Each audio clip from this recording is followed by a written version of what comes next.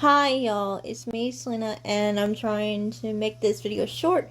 But I have a theory. I think it checks out. Well, actually my mom came up with a theory and I got on board with it because it made so much sense.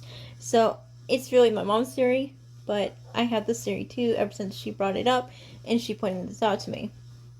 So ever since the Wicked for Good trailer has come out a few months ago, um, there is a point, if you know the Broadway show, you know that eventually Fiero leaves Glinda for Elphaba because he has been secretly in love with her for like since they met, and he settled with Glinda because she was in love with him. He didn't want to break her heart, and he thought that Elphaba didn't like him anyway, so he didn't want to break Glinda's heart just because his heart was broken. He didn't want to hurt someone else because he was hurting, and he knew that Glinda loved him. So, but we know that in the Broadway, eventually he finds out they have feelings for each other. They both do. It's like reciprocated, and um, he leaves Glinda for Elphaba. Now, obviously, in the movie, it's gonna be so much different because in the Broadway we have no wedding. Like they were just engaged for like a few hours, and then boom, he leaves her for Elphaba. And ever since my mom pointed out this theory to me, I couldn't stop thinking about it because it makes so much sense. So this is obviously the wedding um, between Figaro and Glenna. So obviously they're going to get to the wedding in this movie, in this version of the Act 2 of Wicked. And my mom had a theory because of one shot in the trailer that she's going to go up to the altar. She's like they're going to start with the ceremony, and right before or Fiero or Glenn, I forgot what she said, but either one of them say, I do, the animals bust in and ruin the wedding. And let me show you the scene the of the animals in the wedding, because they obviously do break into the wedding. It's just she thinks that um, it's going to happen right before either one of them can say I do.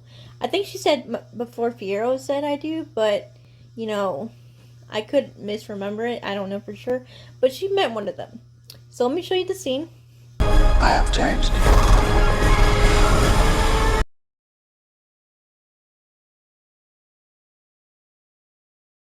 I will tell you that as cliche as that is and sounds, I'm sorry, as cliche and as it is and it sounds, I think her theory checks out.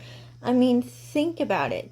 This is Glinda's wedding day, and she's finally getting married to the one she's loved since college, and it's her moment. She's looking like a whole princess, and she's just on cloud nine, and you know the animals breaking out of whatever they came from, um, and essentially crashing the wedding, and knowing that Elphaba's behind it because she's the only one who's been for the animals.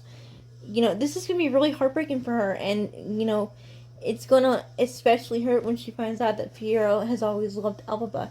I think deep down she's always known because there was subtle hints in the first film where she would break them up in the train scene, where she got between them and she gave them a weird look, like what's going on here.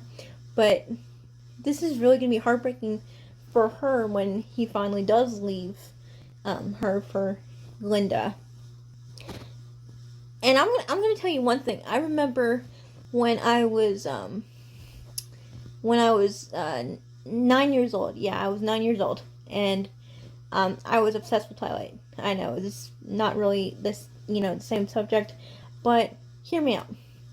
I remember months leading into the Breaking Dawn Part 1, before the last movie came out the next year. My mom told me that she had a feeling that Breaking Dawn Part 1 would end with Bella opening her eyes, and um, you would see her vampire red eyes. If you've seen Twilight, you know what I'm talking about. But if you don't, watch all the films. They're good.